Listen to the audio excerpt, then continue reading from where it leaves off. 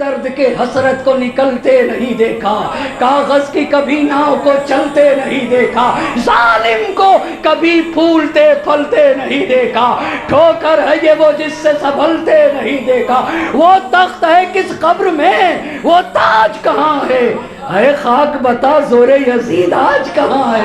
اللہ اللہ، اما شاعر نے خاک سے پوچھا ہے، اے خاک بتا، اے خاک، بے درد کے حسرت کو نکلتے نہیں دیکھا، کاغذ کی کبھی ناؤ کو چلتے نہیں دیکھا، ظالم کو کبھی پھولتے پھلتے نہیں دیکھا، ٹھوکر ہے یہ وہ جس سے سنبھلتے نہیں دیکھا، وہ تخت ہے کس قبر میں، وہ تاج کہاں ہے، اے خاک بتا زور یزید آج کہاں ہے۔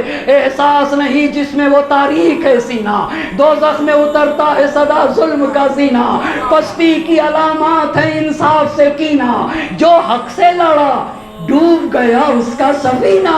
اللہ اللہ اللہ اللہ، جو حق سے لڑا، جو حق سے لڑا ڈوب گیا اس کا سفینہ۔ ہاں، پیرو باطل کو ابھرتے نہیں دیکھا، جب زلف یہ بگڑی تو سنورتے نہیں دیکھا، ہاں پیرو باطل کو ابھرتے نہیں دیکھا، جب زلف یہ بگڑی تو سنورتے نہیں دیکھا، اے قوم وہی پھر ہے تباہی کا زمانہ۔ اللہ اللہ، اے قوم وہی پھر ہے تباہی کا زمانہ، اسلام ہے پھر تیر حوادث کا نشانہ، کیوں چپ ہے اسی شان سے پھر چھیڑ ترانہ۔ اللہ اللہ، لا حول ولا قوة إلا بالله العلي العظيم۔ أعوذ بالله من الشيطان اللعين الرجيم، بسم الله الرحمن الرحيم، الحمد لله رب العالمين، الصلاة والسلام على أشرف الأنبياء والمرسلين، خاتم النبيين سيدنا ومولانا أبي القاسم محمد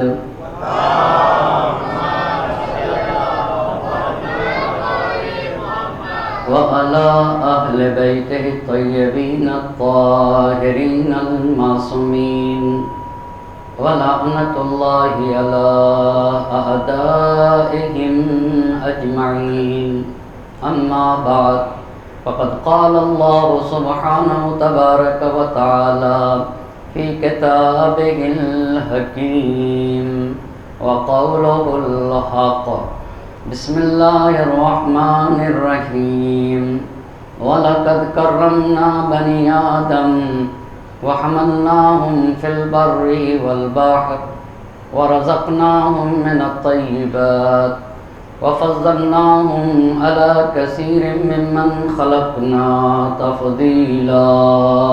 صلوات پڑھ دیجیے۔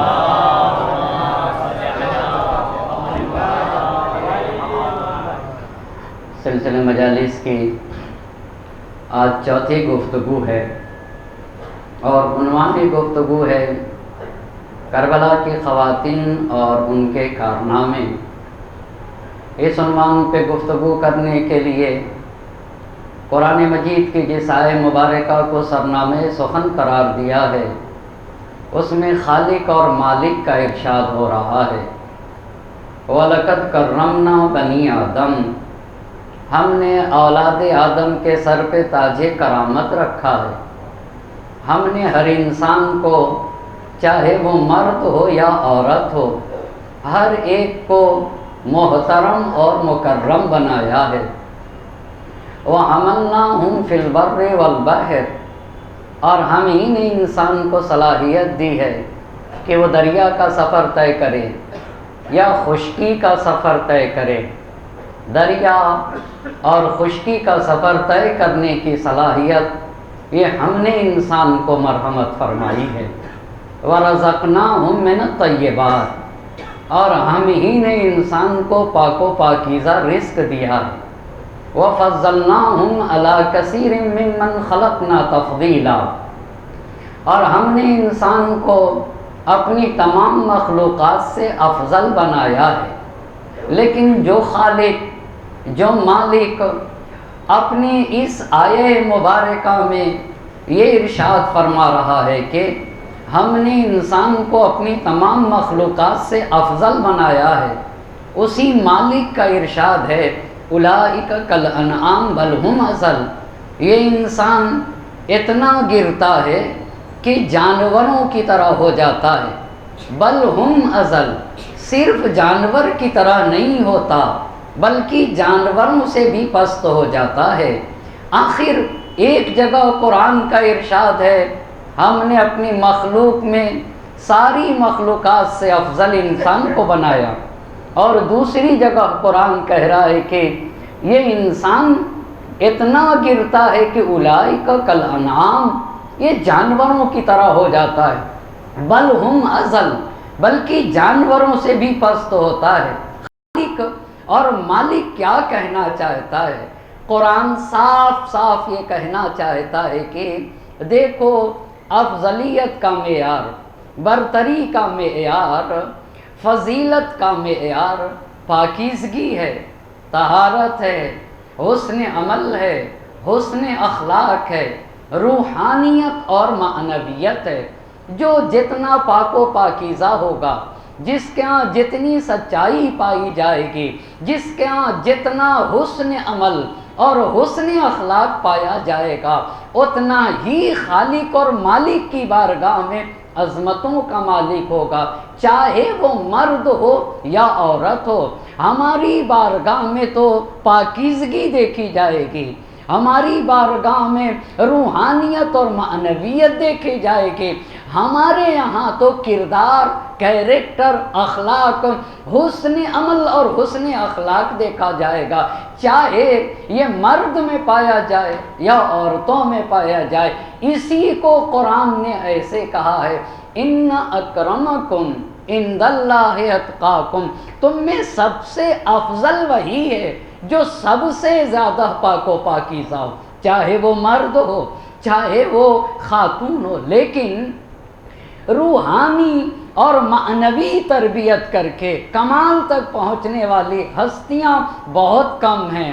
انہی کم لوگوں میں ایک سید الشہداء کی بہن زینب کبریٰ سلام اللہ علیہا ہیں، جو روحانی اور معنوی تربیت کر کے کمال کے اس درجے پہ پہنچی ہیں جو درجہ بے مثل اور بے نظیر ہے، جو ہمارے تصور سے باہر ہے۔ وہ روحانیت، وہ معنویت، وہ حسن عمل اور حسن کردار، ایسی عظیم الشان خاتون کو سید الشہداء اپنے ساتھ لے کے چلے تھے۔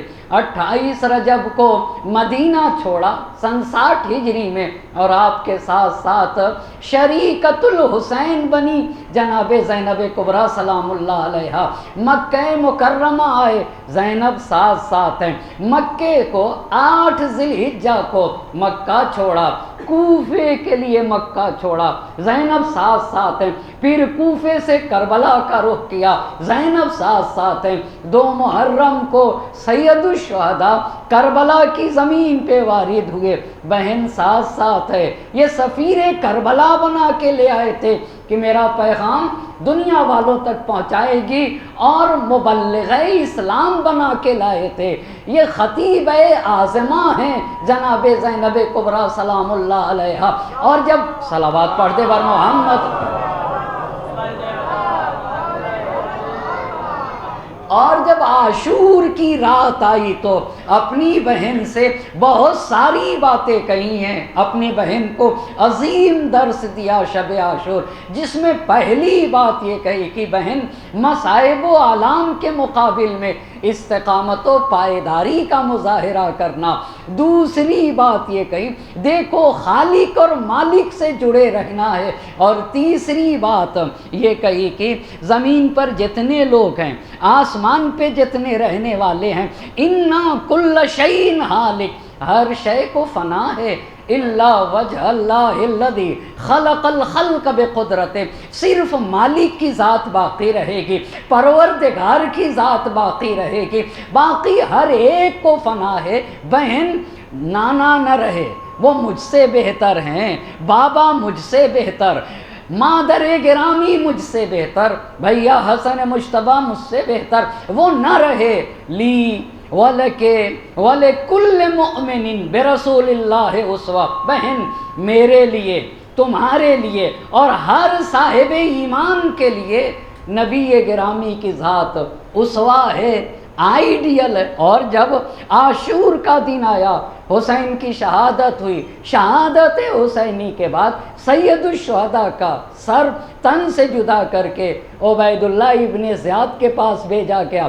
محرم کی 11 تاریخ کو سید الشہداء کا سر عبید اللہ ابن زیاد کے دربار میں پہنچایا گیا، اور جب وہ توہین کر رہا تھا تو وہاں شہر کی بڑی بڑی شخصیتیں تھیں، اور پیغمبر پاک کے اصحاب میں سے زید ابن ارقم موجود تھے۔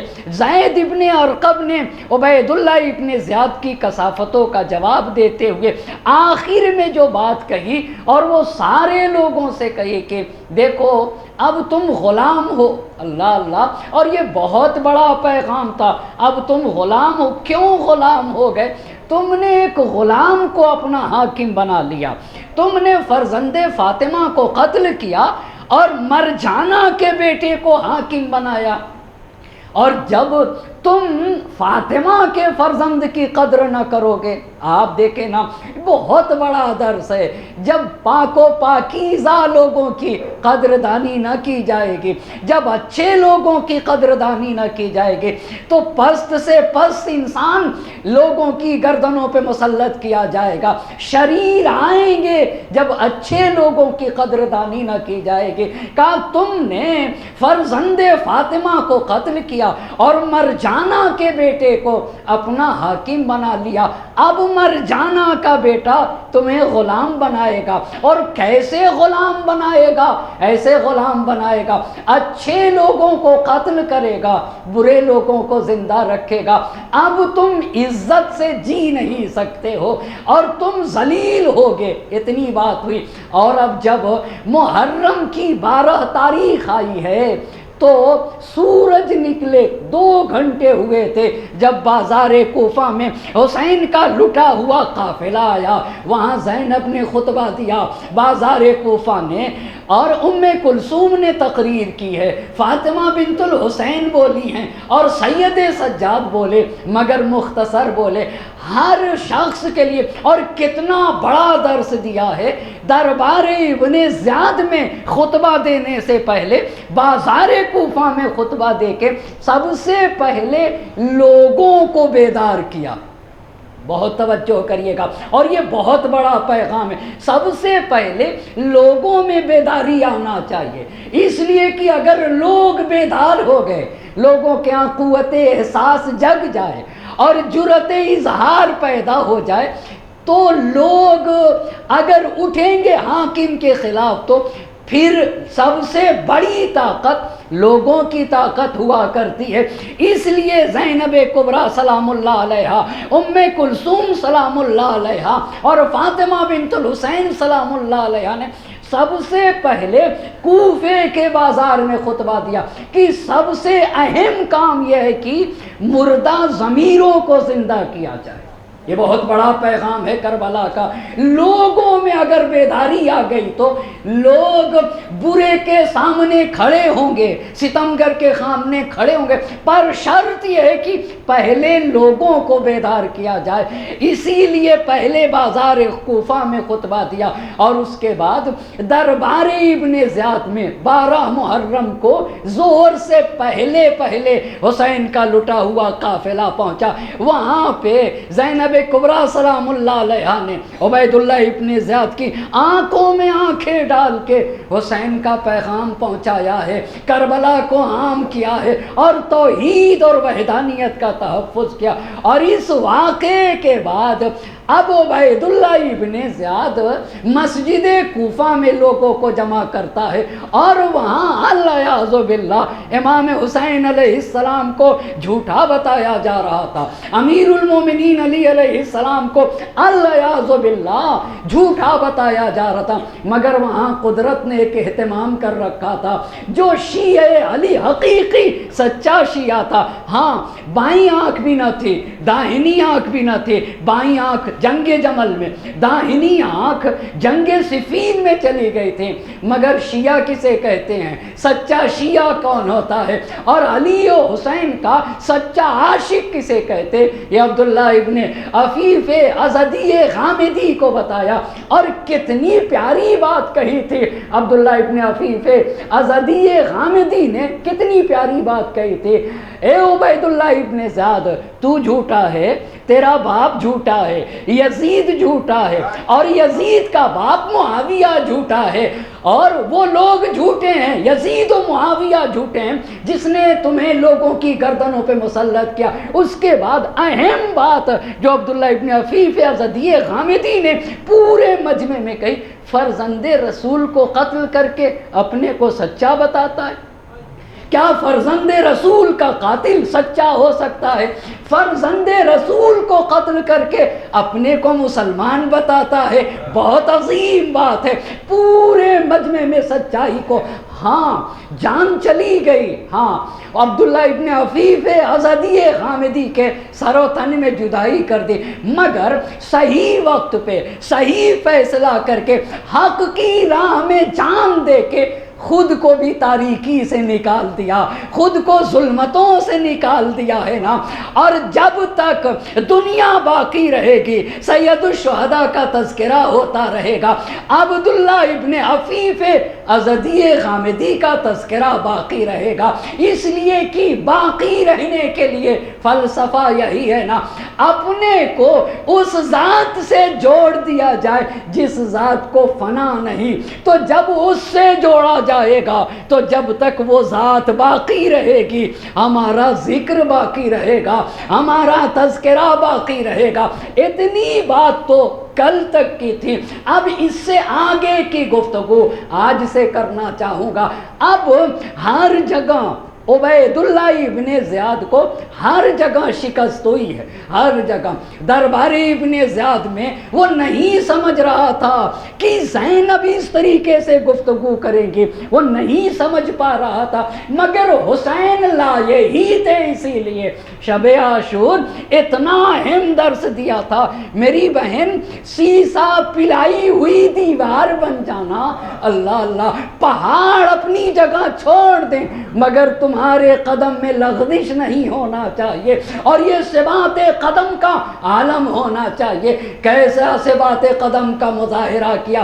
अब जब तारीख और मक़तल से ये अंदाज़ा होता है, मुहर्रम की जब 13 तारीख जब आई, तो अब उबैदुल्लाह इब्ने ज़ियाद ने कूफे वालों के दरमियान अपनी ताकत को और अपनी कुदरत को दिखाने के लिए और इस बात को बताने के लिए, लोगों के जहनों में डालने के लिए कि कोई भी यजीद के खिलाफ उठने की हिम्मत न करे। ये हुसैन को कत्ल तो कर दिया, मगर खुदा की कसम मुसलसल डरे रहे, मुसलसल डरे रहे कब हमारे खिलाफ इनकलाब आ जाए। इसलिए कि हुसैन की शहादत ने लोगों के कुव्वते एहसास को जगाया था, और सिर्फ कुव्वते एहसास नहीं जगाया था, जुर्रते इजहार पैदा किया था। आप देखें ना, उसकी सबसे वाज़ेह दलील अब्दुल्ला इब्ने अफीफ अज़दी गामिदी का किरदार है, और ना जाने कितने ऐसे वाक़यात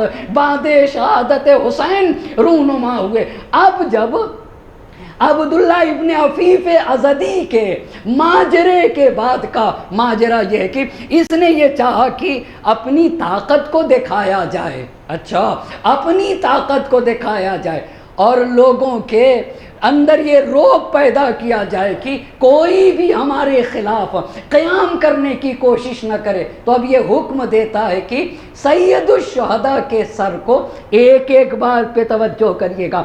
आपके दरमियान मैं जिन बातों को अर्ज़ करता हूँ ना, कोशिश करता हूँ कि तारीख़ की सबसे मुअतबर किताब से नक़ल करूँ। बहुत अहम बात है ये, पहले दर्जे की किताबों से इन बातों को अर्ज करता हूँ। कोई आप ये ना समझिएगा कि किसी थर्ड दर्जे की किताब से इन बातों को नकल करता हूँ। तारीख की मोतबर तरीन किताब और पहले दर्जे की किताबों से इन बातों को नकल कर रहा हूँ। अब ये हुआ कि सैयदुश शुहदा के सर को کوفے کی ہر گلی میں پھرایا جائے. یہ ایک ایک جملے پہ توجہ کرے گا. کسی ایک گلی میں پھرانے کی بات نہیں تھی. شہر کوفہ کے ہر گلی میں سید الشہداء کا سر پھرایا جائے، ایک بات. اور ہر قبیلے کے درمیان پھرایا جائے. بس اب آپ کو اندازہ ہوگا نا، یہ جو کوفے میں سید الشہداء کے سر کو پھرانے کی بات تھی، کسی ایک گلی کی بات نہیں تھی. جتنی بھی گلیاں ہیں کوفے کی، ساری گلی میں، سارے کوچوں میں سر حسین کو پھرایا جائے، اور ہر قبیلے کے درمیان. اور بعض اور ساتھ ساتھ شہداء، سر حسین کے ساتھ ساتھ شہداء کرام کے سروں کو ساری گلیوں میں پھرایا جائے. لہٰذا یہ پہلی بات. پس پہلا حکم کیا ہوا؟ کوفے کی تمام گلیوں میں حسین اور ان کے ساتھیوں کے سر کو پھرایا جائے، اور ہر قبیلے کے درمیان پھرایا جائے. یہ پہلی بات. لہٰذا عبید اللہ ابن زیاد امام حسین علیہ السلام ایک صلوات پڑھ دے بر محمد اور آل محمد.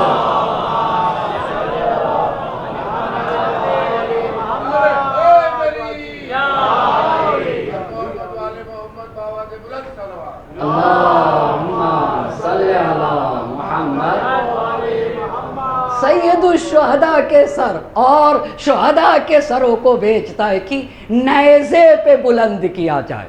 نیزے پہ سروں کو بلند کر کے سارے کوچے اور گلیوں میں اور تمام قبیلوں میں پھرایا جائے. تاریخ نے لکھا ہے کہ 1,00,000 کا مجمع جمع ہوا. 1,00,000 جن میں کچھ خوشی منانے کے لیے مگر کچھ تعزیت کے لیے نکلے تھے.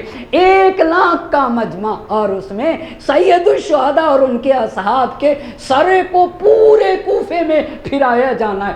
تو اب زید ابن ارقم کا بیان ہے کہ میں اپنے کمرے میں تھا، میں اپنے حجرے میں تھا، اور جب سید الشہداء کا سر میرے حجرے کے سامنے پہنچا. یہ پیغمبر کے زمانے کے ہیں نا، انہوں نے دیکھا تھا رسول خدا امام حسین علیہ السلام کے لبوں کا بوسہ دیتے تھے، ان کے دندان مبارک کو چومتے تھے، اپنے سینے سے لگاتے تھے، اپنے دوش پہ بیٹھاتے تھے. آپ ذرا غور تو کریں، کیسی پرور نبی نے کس طریقے سے سید الشہداء کا تعارف کرایا تھا. اپنے رخسار کو سید الشہداء کے رخسار پر رکھتے تھے، سید الشہداء کو اپنے دوش پہ بیٹھاتے تھے، ان لبوں کا بوسہ دیا کرتے تھے، اپنے سینے سے لگاتے تھے، اور ایک زانو پہ حسن مجتبی علیہ السلام اور دوسرے زانو پہ سید الشہداء کو بیٹھا کے اپنا دونوں دست مبارک ان کے سر اقدس پہ رکھتے تھے. یہ احترام بتایا، یہ عظمت بتائی ہے نبی گرامی نے. لیکن لوگوں نے کیا کیا؟ اللہ اللہ، اس کو بڑی پیارے انداز میں شاعر نے کہا تھا، دوش احمد سے خاک مقتل تک. آپ دیکھیں، جس حسین کو رسول اپنے دوش پہ بیٹھاتے تھے، اس حسین کے اوپر گھوڑے دوڑائے گئے. دوش احمد سے خاک مقتل تک ابتدا کیا تھی، انتہا کیا ہے؟ ایک ایک بات پہ توجہ کریے گا. ابتدا کیا تھی، انتہا کیا ہے؟ اب زید ابن ارقم کا بیان ہے، میرے حجرے کے سامنے جب یہ سر پہنچا تو سر سے تلاوت کر رہا تھا سید الشہداء کا سر اقدس، اور سورہ کہف کی یہ آیت، ام حسبتم ان اصحاب الکہف والرقیم کانوا من آیاتنا عجبا. کتنے گرے ہوئے لوگ تھے، کتنے پست لوگ تھے بھئی. سر و تن میں جدائی ہونے کے بعد پھر سر قرآن کی تلاوت کرے، پھر بھی یہ حق کے راستے پہ نہیں آتے، پھر بھی یہ متوجہ نہیں ہوتے. جب انسان گناہ کر کے پست ہو جاتا ہے، روح اتنی گندی ہو جاتی ہے کہ اب ہدایت کا راستہ بند ہو جاتا ہے، اب انہیں راستہ نظر نہیں آتا. قرآن کی جب تلاوت کی تو زید ابن ارقم کس آیت کی تلاوت کے؟ ہم حسبتم ان اصحاب الکہف والرقیم کانوا من آیاتنا عجبا. کیا تم نے گمان یہ کر رکھا ہے کہ اصحاب کہف اور اصحاب رقیم ہماری تعجب خیز نشانیوں میں سے تھے۔ اللہ اللہ، زید بن ارقم کا بیان ہے کہ جب میں نے قرآن کی یہ آیت سید الشہداء کے سر اقدس سے سنی تو میرے بدن کے رونگٹے کھڑے ہوئے۔ اچھا، اور میں نے بلند آواز سے کہا، اے فرزند رسول، اے نواز رسول، یقیناً آپ کے سر کی داستان اصحاب کہف اور اصحاب رقیم کی داستان سے بہت ہی زیادہ تعجب خیز ہے۔ کیوں بہت زیادہ تعجب خیز ہے؟ اس لیے کہ مرنے کے بعد انہوں نے گفتگو نہیں کی، مگر سر و تن میں جدائی ہونے کے بعد آپ کا سر اقدس ہے اور قرآن مجید کی تلاوت کر رہا ہے، آپ کا سر اقدس ہے اور آیے کریمہ کی تلاوت کر رہا ہے۔ اور ہمارے مشہور عالم دین ابن شہراشوب رحمت اللہ علیہ نے اپنی کتاب میں یہ لکھا، یہ روایت کہتی ہے کہ یہ آیت پڑھی اور انہوں نے لکھا یہ ہے کہ امام حسین علیہ السلام نے سورہ کہف یہاں تک پڑھا۔ کس آیت تک؟ اس آیت مبارکہ تک پڑھا، انہم فتیتن۔ یہ جو اصحاب کہف ہیں یہ جوان مرد ہیں۔ اللہ اللہ، یہ کیا ہیں؟ یہ جوان مرد ہیں۔ یہ بہت بڑی بات ہے۔ جوان مرد کسے کہتے ہیں میں بتانا چاہوں گا۔ ایک ہوتا ہے بہادر اور ایک ہوتا ہے جوان مرد۔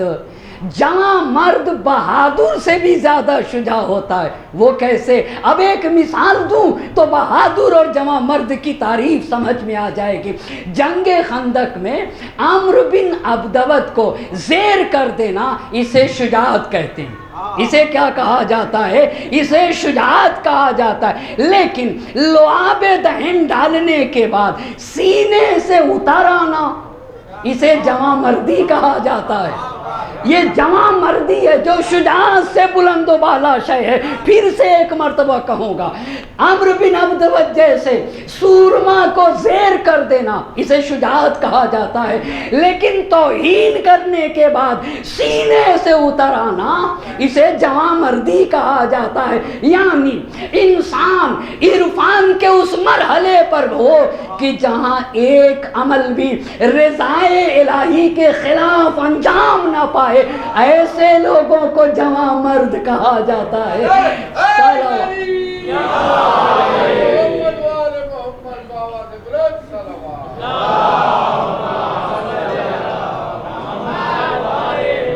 کہا انہم فتیہ۔ اللہ اللہ، قرآن نے اصحاب کہف کو جوان مرد بتایا۔ انہم کیوں؟ اس لیے کہ انہوں نے اپنا دین بچانے کے لیے، اپنے عقیدے کو بچانے کے لیے طاغوت زمانہ کا مقابلہ کیا ہے۔ آپ کو پتہ ہے اس کا مطلب یہ ہے کہ جو دین کے تحفظ کے لیے طاغوت سے لڑتے ہیں وہ جوان مرد کہے جاتے ہیں۔ اللہ اللہ، جو ستمگروں سے، جو طواغیت سے اپنے دین کی حفاظت کے لیے لڑیں انہیں کہا جاتا ہے جوان مرد۔ انہم فتیہ، یہ تو جوان مرد ہیں۔ آمنو بربہم، یہ اپنے رب پہ ایمان لے آئے۔ اللہ اللہ، یہ اپنے رب سے جڑے ہوئے ہیں۔ وزدناہم ھدی، جب وہ اپنے رب سے جڑے ہوئے تو ہم نے ان کی ہدایت میں اضافہ فرمایا۔ یہ دو باتیں۔ پس پہلی روایت نے کہا اس آیت کی تلاوت کی، ام حسبتم ان اصحاب الکہف والرقیم کانوا من آیاتنا عجبا۔ اور ابن شہراشوب نے کہا سورہ کہف کی تلاوت کی ہے اس آیت تک۔ انہم، کون سی آیت؟ انہم فتیۃ آمنوا بربہم وزدناہم ھدی، ہم نے ان کی ہدایت میں اضافہ کیا ہے۔ اور جب ایک صلوات پڑھ دیجئے بر محمد اور آل محمد۔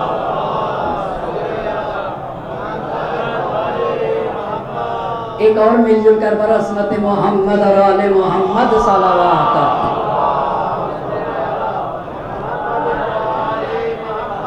اب تیسری بات، راستے، یہ تو آیت پڑھنے کی بات ہے، کتنی جگہ ایسی ہیں کہ سید الشہداء کے سر اقدس نے گفتگو کی ہے، مگر آپ نہیں سنتے کہ سکینہ بنت الحسین سے یہ کہا تھا، اے میری بیٹی سکینہ، یہ کہہ دینا، یہ پیغام ہمارے چاہنے والوں تک پہنچا دینا، شیعتی مائن شریف تم ماء عذب فاذکرونی او سمیتم بے غریب او شہید فاندبونی، اے ہمارے چاہنے والوں، پانی پینا تو ہمیں یاد کر لینا۔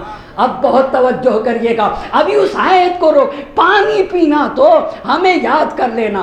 علامہ شہید دست غیب رحمت اللہ علیہ نے سید الشہداء کے اس قول کا معنی بتایا، کہا اس کا ایک ظاہری معنی ہے اور ایک بڑا گہرا معنی ہے، اللہ اللہ، کا ایک ظاہری معنی ہے، بھائی صاحب پانی سے جسم کو زندگی ملتی ہے، کیا کہا؟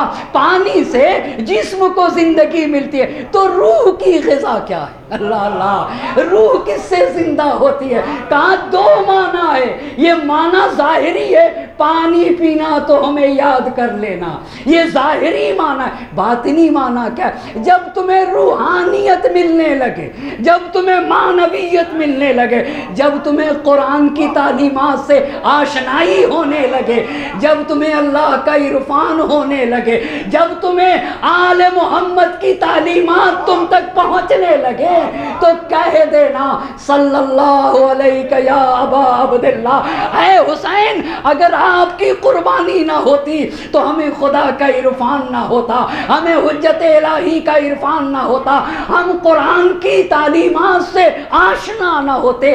یہ معنی تھا سید الشہداء کے اس جملے کا، شیعتی مائن شریبتم ماء عذب فاذکرونی او سمیتم بے غریب او شہید فاندبونی، یعنی فرش عزا پر آنے والے کی ذمہ داری بنتی ہے کہ ایک درود و سلام بھیجے، صلی اللہ علیہ یا ابا عبداللہ۔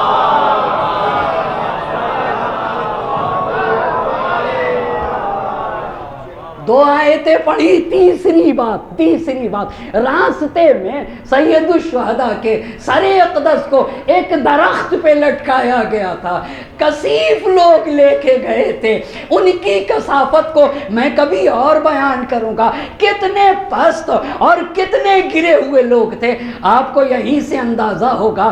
اتنی واضح دلیل کے بعد جسے سیدھا راستہ نہ دکھے، آپ کو سمجھ لینا چاہیے وہ روحانیت کے اعتبار سے، وہ معنوی اعتبار سے کتنے پست رہے ہوں گے اور کتنے کثیف اور کتنے گندے رہے ہوں گے۔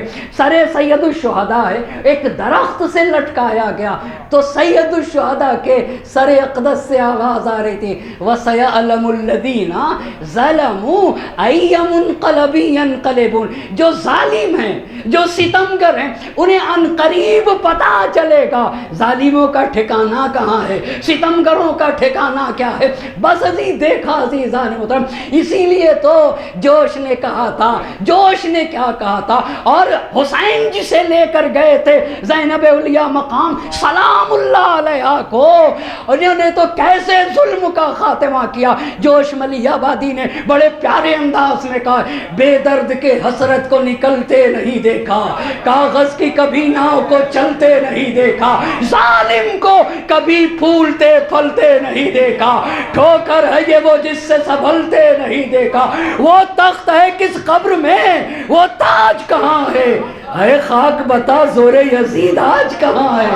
اللہ اللہ، اما شاعر نے خاک سے پوچھا ہے، اے خاک بتا، اے خاک، بے درد کے حسرت کو نکلتے نہیں دیکھا، کاغذ کی کبھی ناؤ کو چلتے نہیں دیکھا، ظالم کو کبھی پھولتے پھلتے نہیں دیکھا، ٹھوکر ہے یہ وہ جس سے سنبھلتے نہیں دیکھا، وہ تخت ہے کس قبر میں، وہ تاج کہاں ہے، اے خاک بتا زور یزید آج کہاں ہے۔ احساس نہیں جس میں وہ تاریخ ہے سینہ، دوزخ میں اترتا ہے صدا ظلم کا زینہ، پستی کی علامات ہے انصاف سے کینہ، جو حق سے لڑا ڈوب گیا اس کا سفینہ. اللہ اللہ اللہ اللہ. جو حق سے لڑا، جو حق سے لڑا، ڈوب گیا اس کا سفینہ. ہاں پیرو باطل کو ابھرتے نہیں دیکھا، جب زلف یہ بگڑی تو سنورتے نہیں دیکھا. ہاں پیرو باطل کو ابھرتے نہیں دیکھا، جب زلف یہ بگڑی تو سنورتے نہیں دیکھا.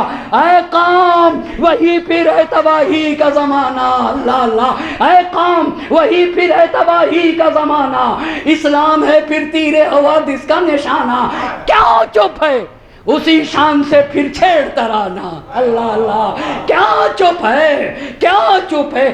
سیکھیے نا جمہوری اسلامی ایران کے سورما سے سیکھیے نا. خدا کی قسم سیکھنا پڑے گا ان سے. یہ کیسے سورما تھے، یہ کیسے شجاع تھے، یہ کیسے بہادر تھے. روک کے کہنا چاہوں گا، سورما فتنہ باطل کو مٹا دیتے ہیں، خون دہکے ہوئے ذروں کو پلا دیتے ہیں، اپنی گودوں کے چراغوں کو بجھا دیتے ہیں، اپنے چاندوں کو اندھیروں میں سلا دیتے ہیں. مثل شبیر جو پیغام عمل دیتے ہیں، ایسے ہی لوگ زمانے کو بدل دیتے ہیں.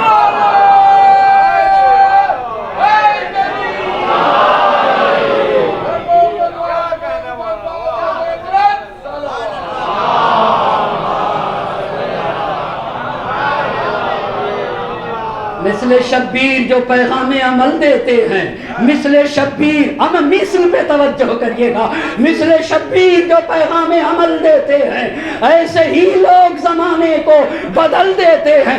اے قوم وہی پھر ہے تباہی کا زمانہ، اسلام ہے پھر تیر حوادث کا نشانہ. کیا چپ ہے اسی شان سے پھر چھیڑ ترانہ. تاریخ میں رہ جائے گا مردوں کا فسانہ، مٹتے ہوئے اسلام کا پھر نام جلی ہو. لازم ہے کہ ہر فرد حسین ابن علی ہو.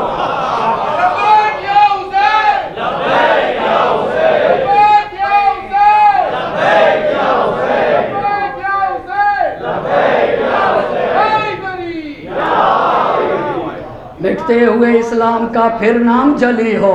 مٹتے ہوئے اسلام کا، مٹتے ہوئے اسلام کا پھر نام جلی ہو. لازم ہے کہ ہر فرد، لازم ہے کہ ہر فرد حسین ابن علی ہو. مرحلہ آگے بڑھتا رہا. اب جب توجہ کریے گا، وہاں سید الشہداء نے سورہ کہف کی اس آیت کی تلاوت کی. ہم حسبتم ان اصحاب الکہف والرقیم کانوا من آیاتنا عجبا.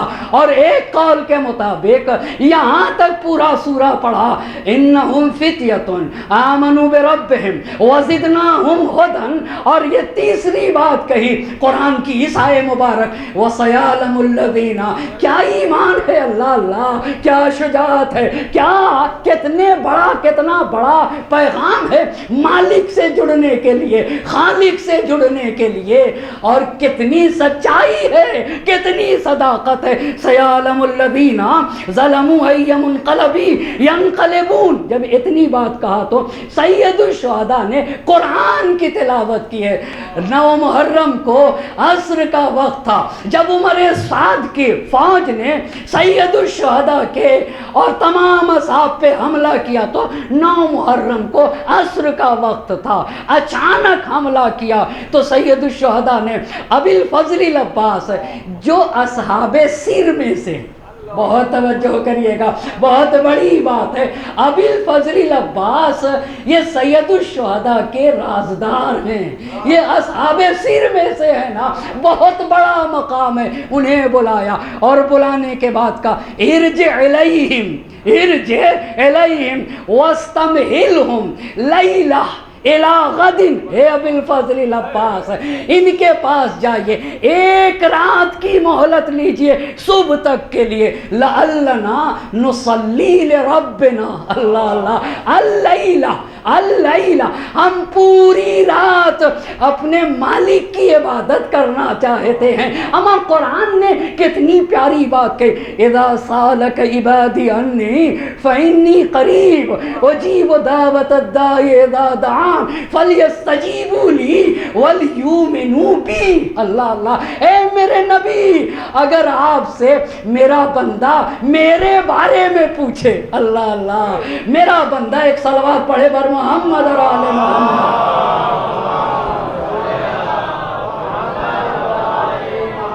میرا بندہ اذا سالک عبادی انی فانی قریب۔ اللہ اللہ، اما ذرا دیکھے تو حسین نے کیا کہا تھا، نصلی لربنا اللیلہ، ہم پوری رات اپنے مالک کی عبادت کرنا چاہتے ہیں، اپنے خالق کی عبادت کرنا چاہتے ہیں۔ بہت توجہ کریے گا، قرآن نے کتنے صاف لفظوں میں کہا، اذا سالک عبادی انی فانی قریب۔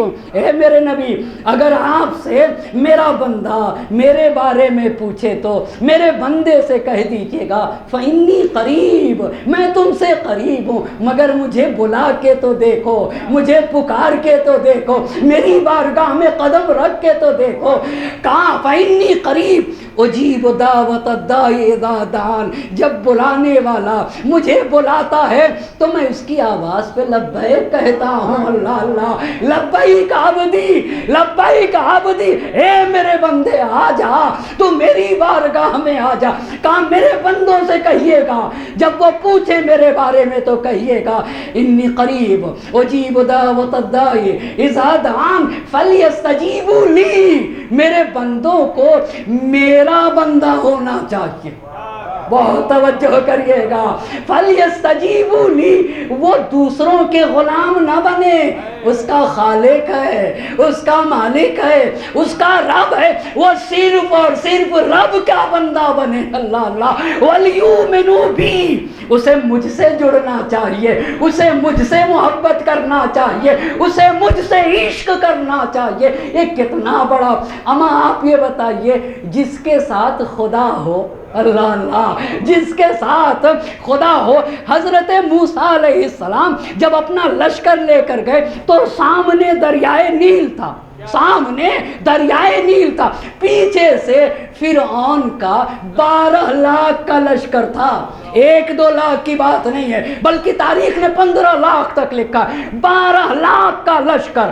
اب حضرت موسیٰ ایک طرف دریائے نیل، ایک طرف 12 لاکھ کا لشکر، اور قوم والے کہہ رہے تھے انا لمدرکون، اب تو ہمیں پکڑ لیا جائے گا۔ مگر خدا کی قسم، الہی رہنما کیسا ہوتا ہے، کہا نہیں، انا معی ربی سیہدین، میرے ساتھ تو میرا پروردگار ہے، وہ راستہ بتائے گا۔ اللہ اللہ، وہ راستہ، اما عصا سے کہیں دریا اور سمندر میں راستہ بنتا ہے؟ جی ہاں، ہم عاجز خدا کو نہیں مانتے، ہم کسی ناتواں کو نہیں مانتے، ہم قادر خدا کو مانتے ہیں۔ ہاں، ہمارا خدا اس بات پر قادر ہے کہ عصا کے ذریعے سے سمندر میں راستہ بنا دے، ایک نہیں 12 راستے بنا دے گا۔ ایک صلوات پڑھیں بر محمد و آل محمد۔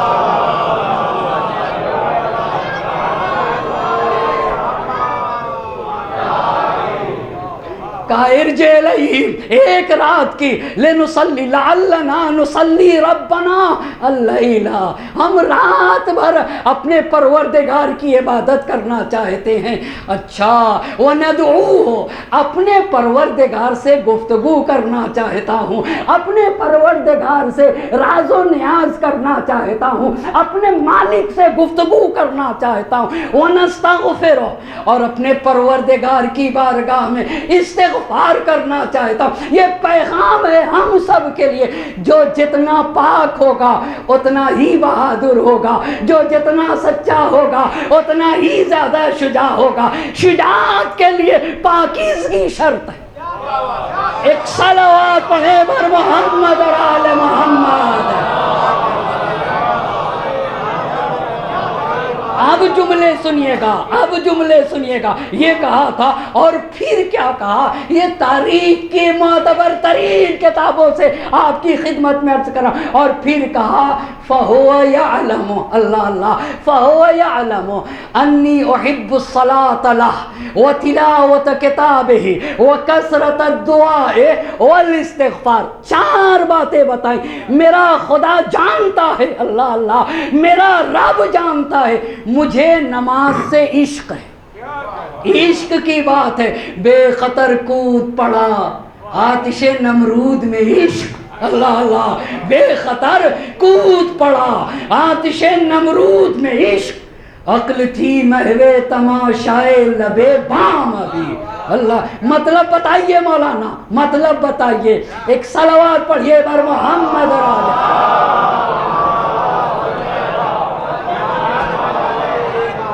का जब मालिक से इश्क होता है। एक और सलवात पढ़ दीजिए बर अज़मत मोहम्मद का जब मालिक से इश्क होता है तो फिर सोचता नहीं है, फिर आग में कूद जाता है। अच्छा, और यही तो हुआ ना जब हजरत इब्राहीम अलैहिस्सलाम को आग में डाला जा रहा था। जिब्राइल अमा हवा और आग के दरमियान है, इतना कम वक्त था। जिब्राइल अलैहिस्सलाम ने कहा आपको मदद की जरूरत नहीं, कहा जरूरत है मगर आपसे नहीं, अल्लाह अल्लाह, कहा जरूरत है मगर आपसे नहीं, कहा जिससे जरूरत है उससे कहिए, कहा इल्मी बेहाली हस्बी मिन सवाले, कहा वो तो मेरे दिल की ज़मीर से और दिल की बातों से आगाह है, वो वाकिफ है मेरा परवरदिगार, लिहाजा मुझे कहने की भी जरूरत नहीं है। एक सलावत पढ़े बर मोहम्मद और आले मोहम्मद।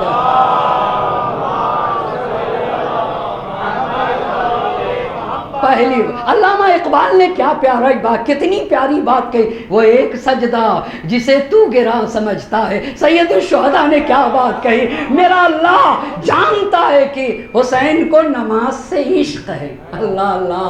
हुसैन बहुत बड़ा पैगाम है, बहुत बड़ा। अरे मालिक से जुड़ो तब शुजाअत आएगी, खालिक से जुड़ो तब शुजाअत आएगी। जब इंसान का रिश्ता मालिक से होता है तो सख्त से सख्त लम्हात में मायूस नहीं होता, नाउम्मीद नहीं होता।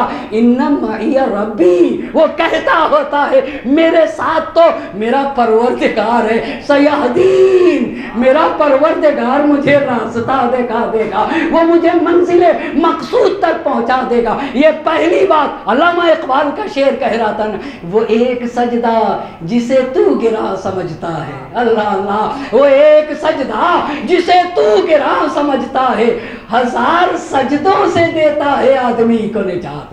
जो दर दर की गुलामी से बचा ले वो मालिक का सजदा है, अल्लाह अल्लाह, वो खालिक का सजदा। इंसान नमाज नहीं पढ़ता, इंसान सजदा नहीं करता, नमाज पढ़ के अपनी हुर्रियत का पैगाम सुनाता है, नमाज पढ़ के ये बताता है कि ये सर इतना मोहतरम है कि अगर झुकेगा तो सिर्फ खालिक की बारगाह में झुकेगा, सिर्फ मालिक की बारगाह में झुकेगा। हजारों सर हैं नमाजें जिन्हें बचाती हैं, हजारों सर हैं, हजारों सर हैं नमाजें जिन्हें बचाती हैं।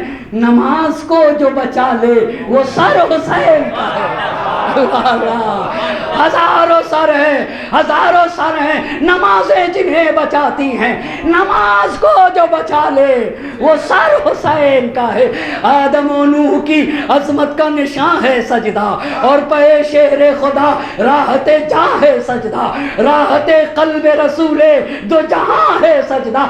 अमा वो जाते गिरामी जिससे बशरियत को सुकून मिले उसे नबी कहते हैं, और जिस अमल से नबी को सुकून मिल जाए उसे सजदा कहा जाता है। एक सलावत पढ़े बर मोहम्मद और आले मोहम्मद।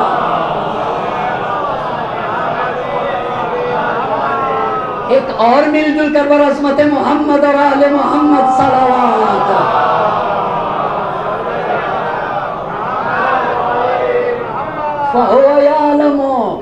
وَهُوَ يَعْلَمُ إِنِّي أُحِبُّ الصَّلَاةَ، مجھے نماز سے عشق ہے، اللہ اللہ نماز سے عشق ہے۔ سب سے اچھا ترجمہ احب الصلاۃ کا یہی ہے، مجھے نماز سے عشق ہے۔ وَتِلَاوَةَ کتابہ، وہ تلاوت، حسین کو قرآن سے عشق ہے، اللہ اللہ۔ اما جس کو خالق سے عشق ہوگا کلام خالق سے بھی عشق ہوگا، مالک کے کلام سے بھی عشق ہوگا، مجھے قرآن سے عشق ہے۔ اچھا آپ ذرا دیکھیں نا قرآن میں نبی کو اللہ کہ یا ایھا المزمل قم اللیل الا قلیلا نصفہ او انقص منہ قلیلا او زد علیہ ورتل القرآن ترتیلا، اللہ اللہ۔ اے میرے نبی پوری رات نہ جاگا کریے، کچھ کم کر دیجئے، اللہ کے نبی آدھی رات جاگ لیا کریے، اس سے تھوڑا سا کم کر لیجئے، یا تھوڑا سا اس سے زیادہ کر لیا کریے۔ اور اے میرے نبی جب آپ رات کو جاگا کریں نا تو قرآن ورتل القرآن ترتیلا، قرآن کو ترتیل کے ساتھ پڑھیے۔ ترتیل کسے کہتے ہیں؟ نہ بہت جلدی جلدی پڑھیے، نہ بہت آہستہ آہستہ پڑھیے، درمیان۔ اعوذ باللہ من الشیطان الرجیم، اس کو ترتیل کہتے ہیں، اللہ اللہ۔ اسے کیا کہا جاتا ہے؟ اسے ترتیل کہا جاتا ہے۔ وَرَتِّلِ الْقُرْآنَ تَرْتِیلًا، یہ پہلی بات کہی۔ اور دوسری جگہ قرآن وَإِذَا قُرِئَ الْقُرْآنُ فَاسْتَمِعُوا لَهُ، اے لوگو جب قرآن پڑھا جائے تو غور سے سنا کرو، خاموش رہو اور غور سے سنا کرو۔ ایک ہے سننا اور ایک ہے آواز کا کان میں پڑ جانا، اور ایک ہے کان دھر کے سننا۔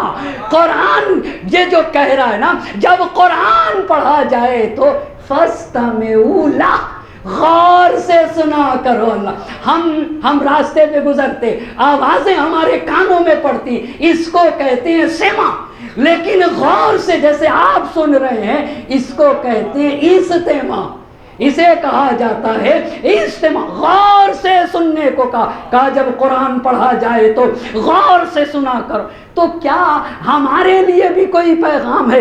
جی ہاں، قرآن میں 2 جگہ اور ایک ہی آیت میں 2 مرتبہ کہا گیا فَقْرَؤُوا مَا تَيَسَّرَ مِنَ الْقُرْآنِ، اے لوگو جتنا ہو سکے قرآن پڑھا کرو۔ بہت توجہ کرے گا، اے کاش ہم اور آپ کو یہ بات سمجھ میں آ جاتے۔ فَقْرَؤُوا مَا تَيَسَّرَ مِنَ الْقُرْآنِ، ایک آیت پڑھ سکتے ہو پڑھو، یعنی کیا مطلب ہے؟ اللہ اللہ 2 آیت۔ بھائی صاحب میں صبح اٹھتا ہوں، اٹھتے ہی بغل میں موبائل ہے، سب سے پہلے دیکھتا ہوں کہ کسی کا میسج تو نہیں آیا۔ سب سے میں آپ کی باتیں نہیں کر رہا ہوں، میں اپنی بات کر رہا ہوں، سب سے پہلے دیکھتا ہوں کہ کسی کا میسج تو نہیں آیا۔ بھائی صاحب لوگوں کے میسج دیکھنے کی فکر ہے، مگر خالق کا میرے لیے کیا میسج ہے؟ بہت توجہ کریے گا، مالک کا میرے لیے کیا پیغام ہے؟ پیدا ہو کے مر جاتا ہے، پتہ ہی نہیں چلتا کہ مالک کا پیغام کیا تھا، رب کا میسج کیا تھا، رب مجھ سے کہنا کیا چاہتا تھا۔ فَقْرَؤُوا مَا تَيَسَّرَ مِنَ الْقُرْآنِ، جتنا ہو سکے قرآن پڑھا کرو۔ دوسری جگہ فَقْرَؤُوا مَا تَيَسَّرَ مِنْ، فَقْرَؤُوا کہا، آیت آپ جا کے دیکھیے نا، جنگ میں رہا کرو، بیمار رہا کرو، تجارت کر رہے ہو، بزنس کر رہے ہو، سب حالت میں، یہ خدا کی قسم یہ قرآن کے الفاظ ہیں جس کا میں نے ترجمہ کہا کہ دیکھو سفر میں ہو، تجارت کر رہے ہو، بیمار ہو، جس حالت میں بھی ہو، فَقْرَؤُوا مَا تَيَسَّرَ مِنَ الْقُرْآنِ، جتنا ہو سکے قرآن پڑھا کرو۔ فَقْرَؤُوا مَا تَيَسَّرَ مِنْ، جتنا ممکن ہے قرآن پڑھا کرو۔ ایک آیت پڑھ سکتے ہو، ایک آیت پڑھو، 2 آیت پڑھ سکتے ہو، 2 آیت پڑھو، 3 آیت پڑھ سکتے ہو، 3 آیت پڑھو، اس لیے کہ بہشت میں جب جائیں گے ہم اور آپ تو ہم سے کہا جائے گا اقرا ورقا، اقرا، 7ویں امام کی حدیث ہے، قرآن پڑھو اور بلندی پہ جاؤ۔ اللہ اللہ، ہر آیت کے بدلے ایک درجہ ملے گا، ہر آیت کے بدلے کیسے انسان کس ترتیل کے ساتھ قرآن پڑھتا ہے ویسے ہی اس کی بلندی اور اس کے درجات میں اضافہ ہوتا چلا جائے گا. ایک صلوات پڑھے بر محمد اور آل محمد.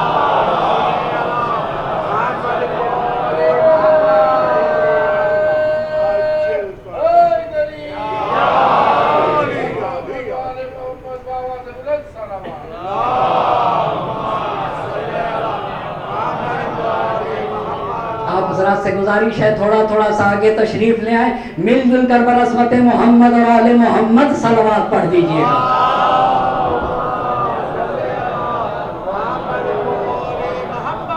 ایک اور صلوات پڑھیں برسمت محمد اور آل محمد.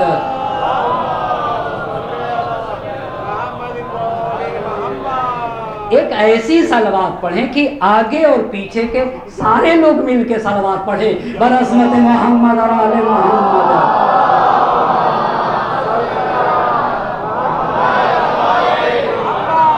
فقر کل قرآن شفاعت کرے گا اور قرآن کی شفاعت اللہ قبول کرے گا, قرآن کی شفاعت کو. مگر سماج اور معاشرہ غفلت میں ہے. قرآن کو ہم مکتب میں ہمارے ٹاٹ بوریا ہے, اور قرآن آپ سے پوچھنا چاہتا ہوں آخر یہ کب سمجھ میں آئے گا کیا قرآن سے بڑی کوئی کتاب ہے؟ ایک ایک بات میں پھر آپ سے کہنا چاہوں گا, مجھ جیسا خطیب کبھی کبھی غفلت میں رہتا ہے, کسی فلسفی کی بات کو بڑے فخر سے بتاتا ہے, فلاں تھنکر نے کہا, فلاں رائٹر نے کہا, فلاں مصنف نے کہا, فلاں عالم نے کہا, لیکن جب قرآن کی آیت پڑھتا ہے تو اتنے فخر سے نہیں پڑھتا.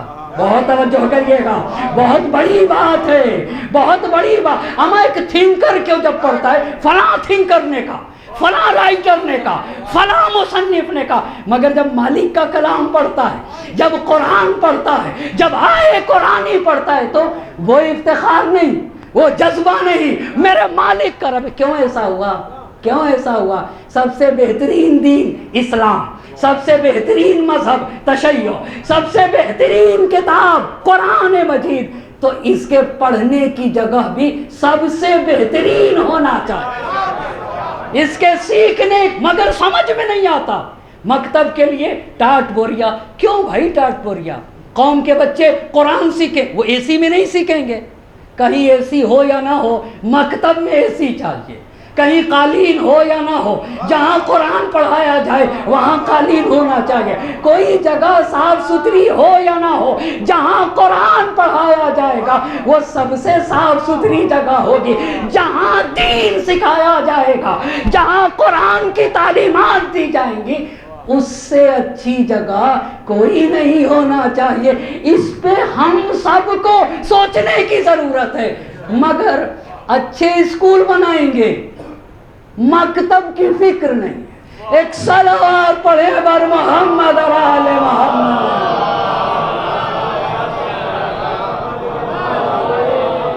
بھائی صاحب ہم معاف کریے گا, میں تو مکتب آل محمد کا ایک طالب علم ہوں, اگر وہ قبول کرے. ہم جب باتیں کہتے ہیں تو لوگوں کو سمجھ میں نہیں آتی ہے, لوگوں کو سمجھ نہیں. آپ کو بتائے ہمارے استاد محترم ہم سے فرماتے گھر میں جتنا قرآن ہے نا, ہر قرآن کو ایک مرتبہ پڑھ لو, ایسا نہ ہو ایسا. مگر ہم نے کیا کیا, قرآن کے احترام میں قرآن کو اتنی اوپر رکھ دیا کہ اب ہاتھ ہی نہیں پہنچ رہا ہے یا نہیں ایسا؟ اما احترام میں اتنی اوپر لے جا کے رکھ دیا کہ وہاں ہاتھ ہی نہ پہنچے. جب ہاتھ نہ پہنچے گا تو قرآن ہاتھ میں لیں گے نہیں, نہ کھولنے کی توفیق ہوگی نہ ہی پڑھنے کی توفیق ہوگی.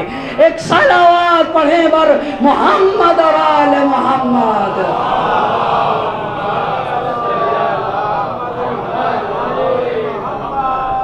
مگر کیا آل محمد کا گھرانہ ہے، اللہ اللہ. پس کہا کہ مجھے نماز سے عشق ہے، یہ پہلی بات.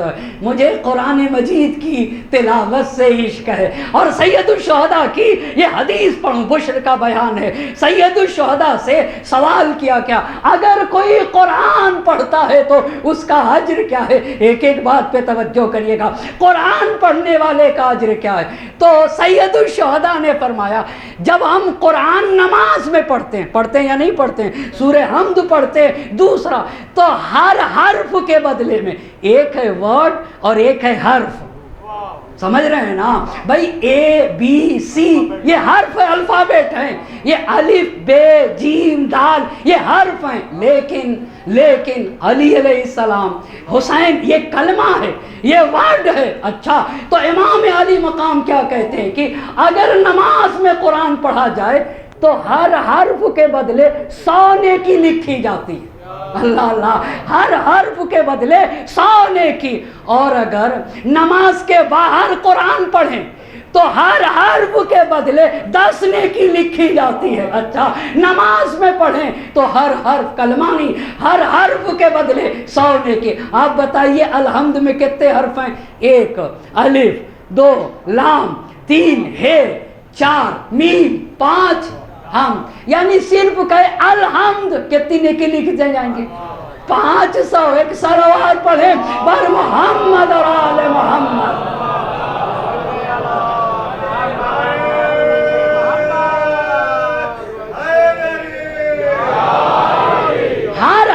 کے بدلے میں 100 نیکی اگر قرآن نماز کی حالت میں پڑھا جائے.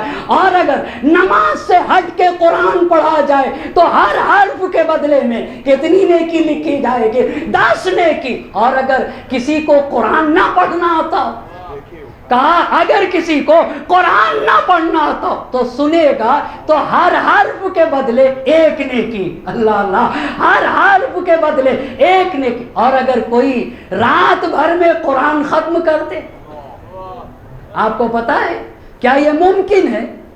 ممکن ہے یا نہیں؟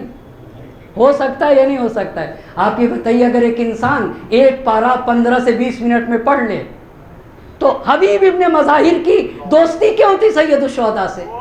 سید الشہداء سے حبیب ابن مظاہر کی دوستی کا معیار، بھائی دوستی کا ایک معیار چاہیے نا. کس بنیاد پر دوست بنایا تھا؟ حبیب ابن مظاہر کے لاشے پہ جا کے سید الشہداء نے کہا تھا للہ درک یا حبیب لقد کنت فاضلا. اے حبیب تم عظمتوں کے مالک تھے.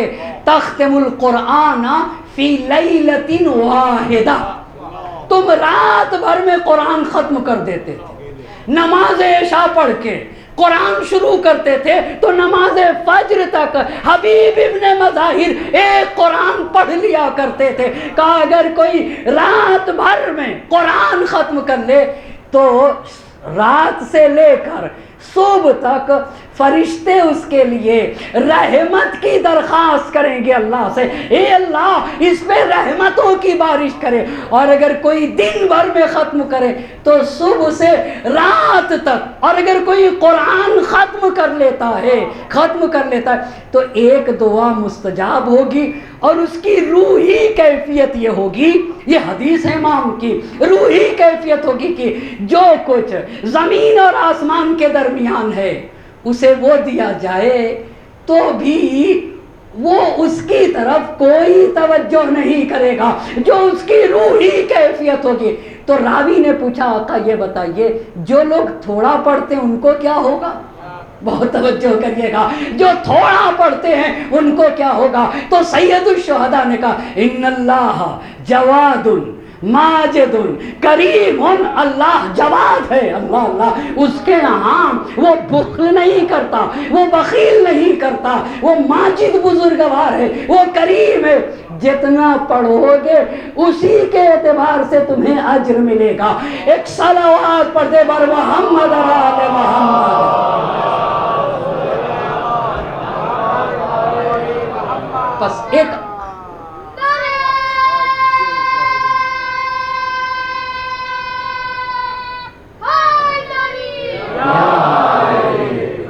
آپ تو جانتے ہی ہیں نا مجلسیں لمبی پڑھتا ہوں، یہ پتہ ہے یا نہیں پتہ ہے؟ جی ہاں مجلسیں لمبی پڑھتا ہوں، اس کے پیچھے ریزن ہے، اس کے پیچھے کیا ہے؟ اس لیے کہ میں عزائے سید الشہداء کو مشن سمجھتا ہوں، یہ تحریک ہے، یہ مشن ہے، اور مشن قربانی چاہتا ہے، اس کے لیے قربانی کی ضرورت ہے، بہت قربانی۔ خون تو خون ہے، خون تو خون ہے، ٹپکے گا تو جام جائے گا، خون کا رنگ بہت مضبوط رنگ ہے دنیا میں، مان خون تو خون ہے، ٹپکے گا تو رنگ لائے گا، اللہ اللہ، خون تو خون ہے، ٹپکے گا تو رنگ لائے گا۔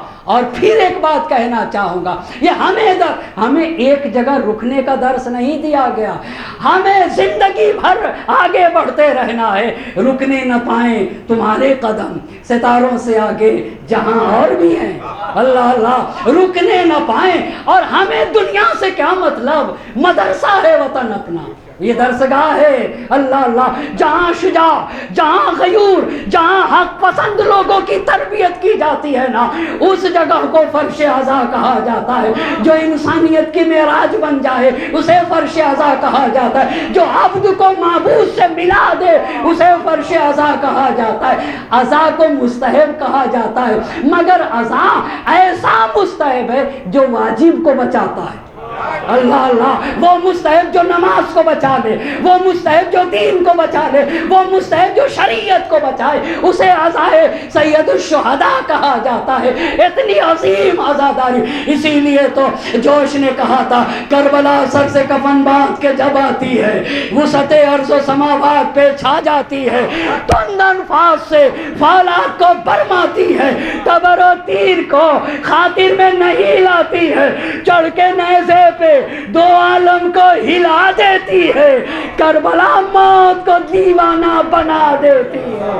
ایک صلوات پڑھے بر محمد اور آل محمد۔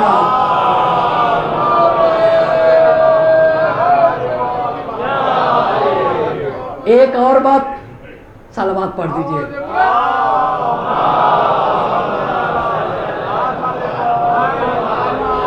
اب ہم کو اپنی ڈائری سے تھکن نکالنا پڑے گی۔ آپ کو پتہ ہے میری لغت میں تھکن نہیں ہے، اور یہ میں سچ بتا رہا ہوں آپ سے، یہ سچ بتا رہا ہوں۔ آج کا 20 سال کا جوان دیکھیے تو کہتا ہم تھک گئے، ہماری لغت میں تھکن نہیں۔ اور میری لغت میں صحیح آپ سے بتا رہا ہوں، اور خالق سے دعا کرتا ہوں، مالک سے دعا کرتا ہوں، ہماری لغت میں تھکن نہیں ہے، بغیر تھکے سننا ہے اور بغیر تھکے پڑھنا ہے۔ ایک صلوات پڑھیں بر محمد و آل محمد۔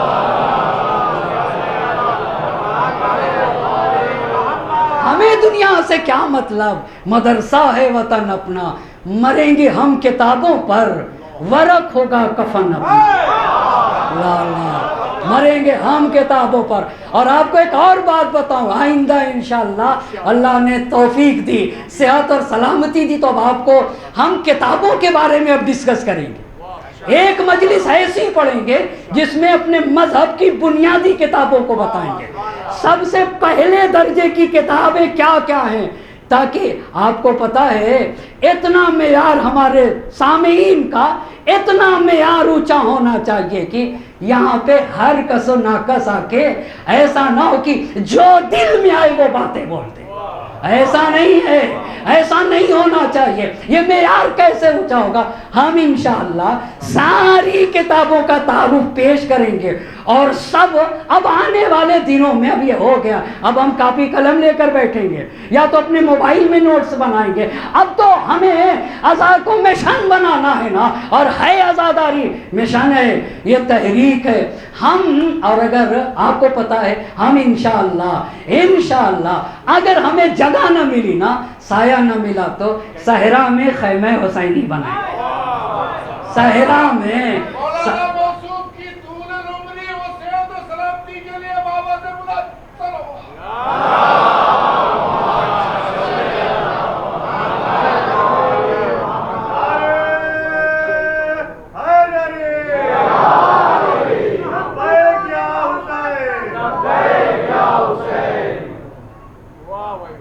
ایک اور صلوات پڑھ دے گا،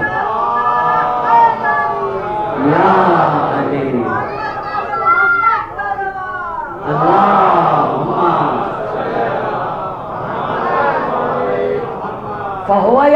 انی احب الصلاۃ.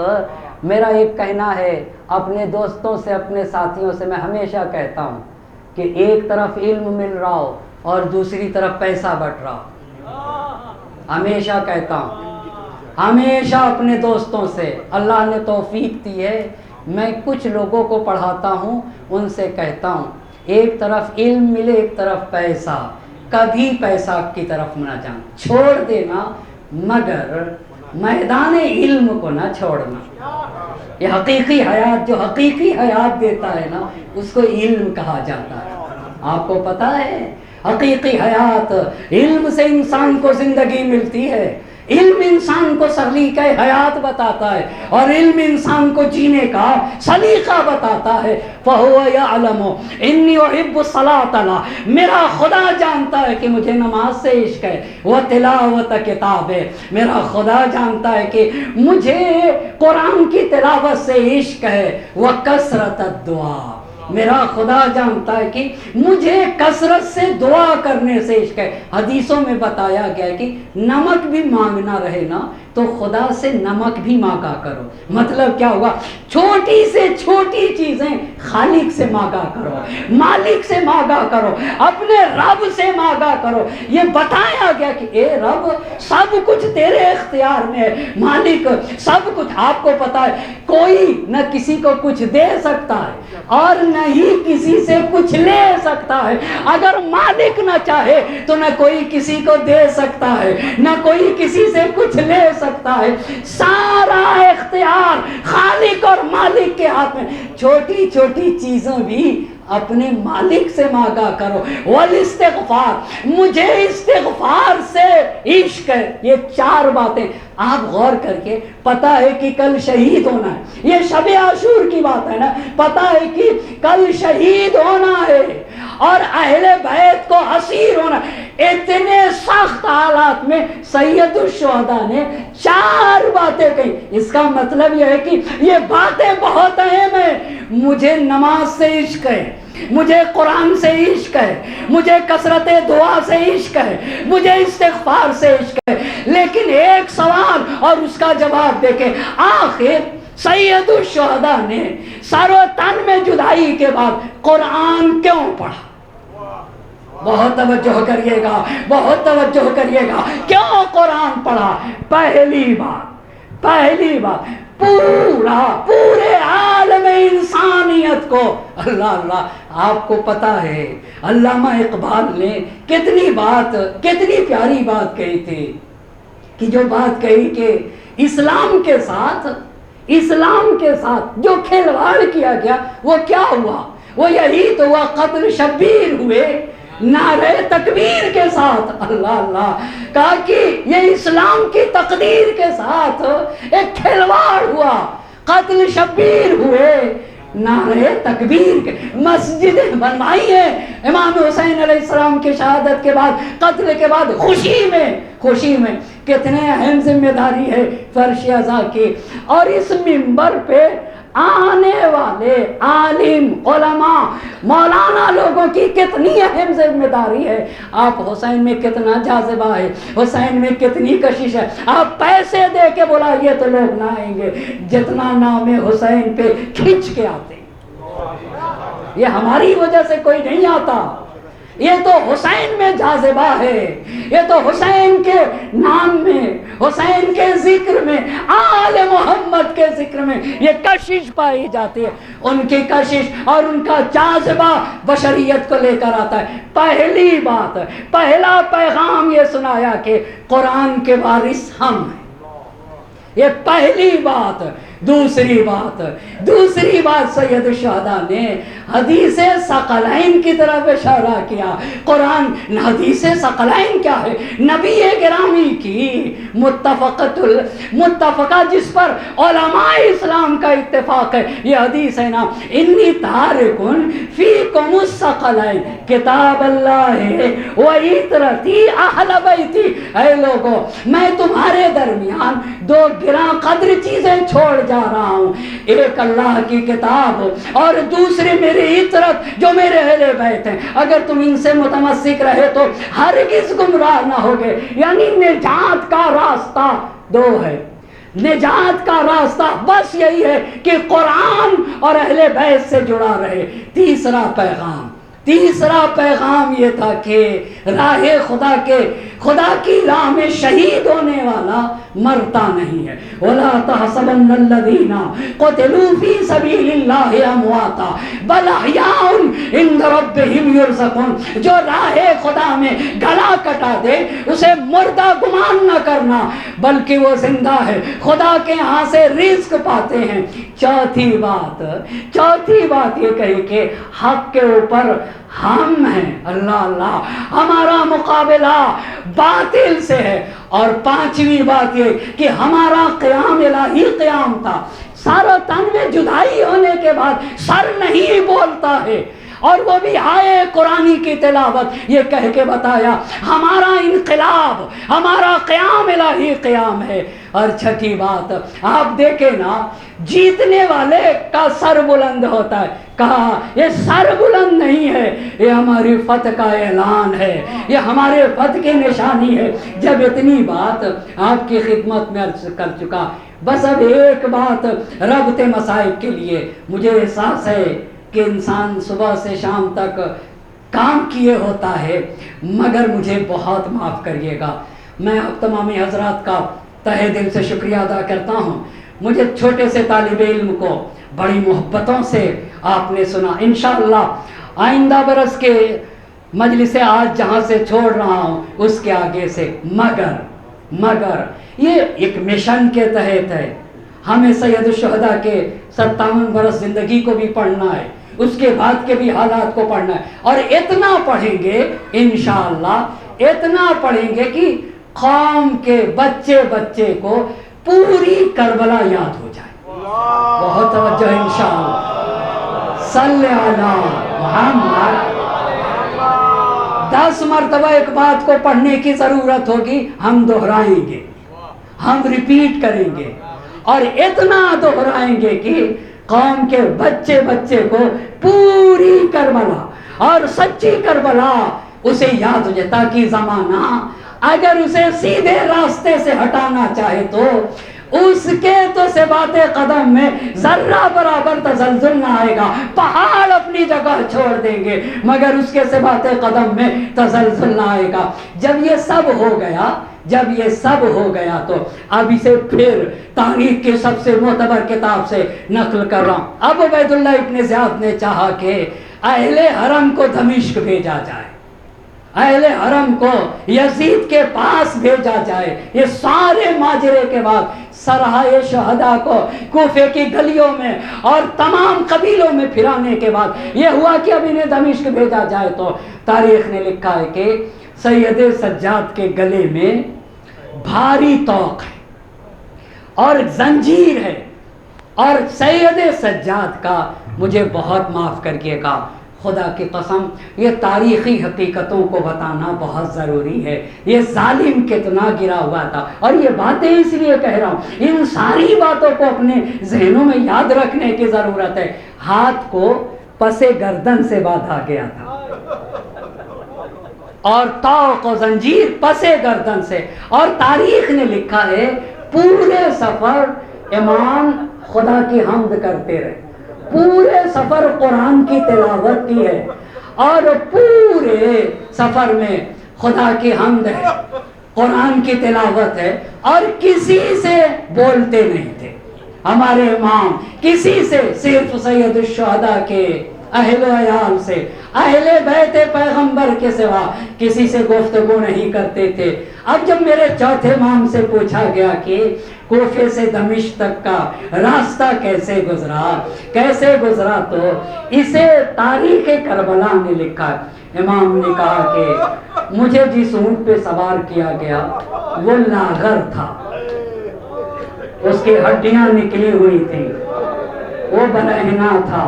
اللہ کیوں یہ کیا گیا تھا؟ تاکہ زیادہ سے زیادہ ایک لاغر اونٹ، ایک ہڈی نکلا ہوا اونٹ، اس کے اوپر کچھ بھی نہیں رکھا تھا، کہا مجھے لاغر اونٹ پہ سوار کیا گیا، برہنہ اونٹ پہ سوار کیا گیا۔ پھر امام نے کہا کہ میرے بابا کا سر نیزے پہ تھا، اس کے بعد نبی زادیوں، ہماری بہنوں، ماں اور نبی زادیاں اہل حرم جو تھی انہیں بھی ننگے اونٹ کے ننگے پشت پر لا کر اونٹ پہ سوار کیا گیا. میرے پیچھے ہماری بہنیں، بیٹیاں اور اہل حرم تھے، اور پیچھے ہی بچے، چھوٹے بڑے بچے اونٹ کی ننگی پشت پہ سوار تھے. پھر امام کہتے ہیں کہ ہمارے چاروں طرف نیزہ لیے ہوئے تھے، اجرکم اللہ، نیزہ لیے ہوئے تھے. اور یہ امام معصوم نے اپنی آنکھوں سے جس نے دیکھا ہے، امام معصوم نے کہا ہم میں اگر کوئی ایک قطرہ بھی آنسو بہاتا تھا.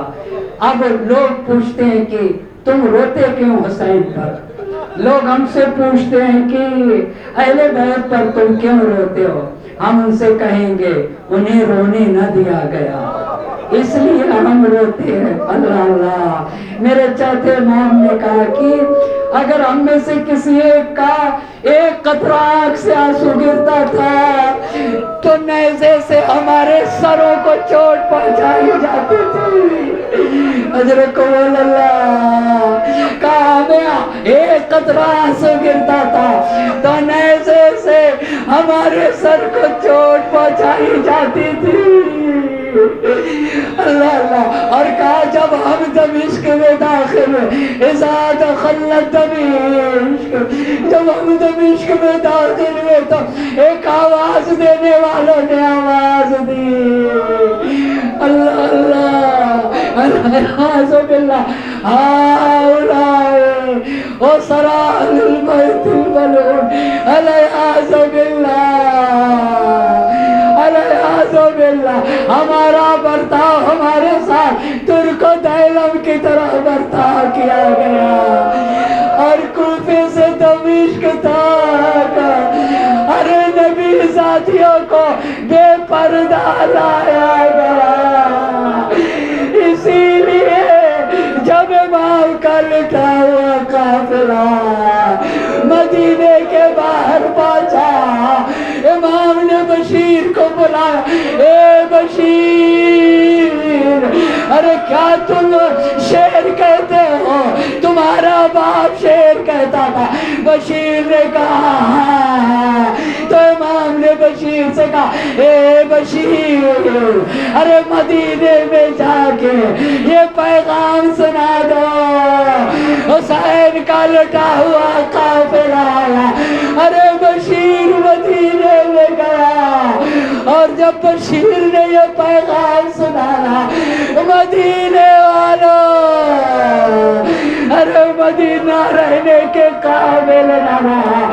حسین کا لٹا ہوا قافلہ. ارے محمد حنفیہ مدینے میں موجود ہے، صغرا مدینے میں موجود ہے، عبداللہ ابن جعفر مدینے میں موجود ہے. دہڑے دہڑے بنی ہاشم کے لوگ گئے. کیا دیکھا؟ چوتھے امام ہے، رومال ازا ہاتھ میں لیے ہوئے ایک کرسی پہ بیٹھے ہیں، زار زار رو رہے ہیں. اور عجب نہیں، صغرا سکینہ کو تلاش کر دیا، اکبر کو تلاش کر دیا. ایک مرتبہ محمد حنفیہ آگے بڑھے ہوں گے، امام سے گلے ملنا چاہتے. امام نے کہا چچا، ارے میرا بدن زخمی ہے، اجرکم اللہ. اب جب حسین کا قافلہ مدینے میں داخل ہوا، زینب روضہ رسول پہ گئے، روضہ رسول کا دروازہ پکڑا اور بیان کیا نانا میں اپنی کمائی لٹا کے آ گئی، نانا ہمیں اسیر کیا گیا، نانا میرا بھیا شہید ہو گیا. اے نانا سکینہ زندان شام میں رہ گئی، نانا ہمیں اسیر کیا گیا کوفے سے شام، بے مکنا چادر پھرایا گیا، نانا میں کھڑی دیکھتی رہ گئی، میرے ماجھائے کا خشک گلا اور شمر کا کند خنجر چلا۔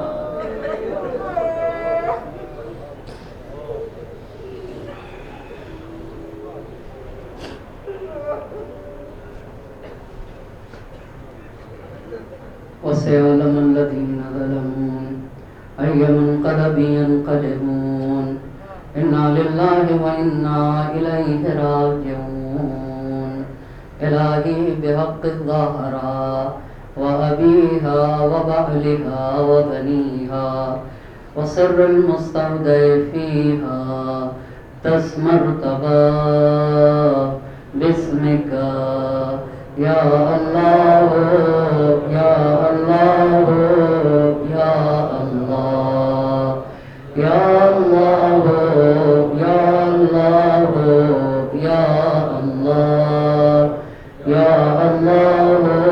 یا اللہ یا اللہ یا اللہ۔ معبود تجھے واسطہ ہے محمد اور آل محمد کا، ہماری اس مختصر سی عزا کو اپنی بارگاہ میں قبول فرما، ہمارے ناصروں کو رومال زہرا میں جگہ عنایت فرما، حاضرین مجلس کی تمام حاجات شریعہ کو پورا فرما، ہمیں جو بھی جن مشکلات میں گرفتار ہے ان کی مشکلات کو برطرف فرما۔ پاک پروردگارا ہمیں جو مریض ہمیں شفاء کامل و عاجل عطا فرما۔ معبود ہم میں سے جن کے والدین کا سایہ ہمارے سروں سے اٹھ چکا ہے ان کے چھوٹے بڑے گناہوں کی مغفرت فرما۔ ہم میں سے جن کے والدین کا سایہ ہمارے سروں پہ باقی ہے صحت و سلامتی کے ساتھ طول عمر مرحمت فرما۔ جن مرحومین کے سال ثواب کی مجلس ہے پاک پروردگار ان کی روحوں کو شاد فرما، ان کی قبروں کو منور فرما، ان کے درجات کو بلند سے بلند تر فرما، انہیں نبی اور آل نبی کے ساتھ محشور فرما۔ پاک پروردگارہ جمہوریہ اسلامیہ ایران کی حفاظت فرما، علماء کرام مراجع اعظام کا سایہ ہمارے سروں پہ باقی رکھ۔ آیت اللہ العظمیٰ سید علی الحسینی سیستانی حافظہ اللہ کو صحت، سلامتی، عافیت اور طول عمر بابرکت عطا فرما۔ آیت اللہ العظمیٰ سید علی الحسینی خامنائی حافظہ اللہ کو اپنے حفظ و امان میں رکھو، صحت، سلامتی، طول عمر بابرکت عطا فرما۔ وقت کے امام کو ہم سے راضی و خوشنود فرما، ان کے ظہور میں تعجیل فرما اور ہمیں ان کے اعوان و انصار میں شمار فرما۔ ربنا تقبل منا انک انت السمیع العلیم۔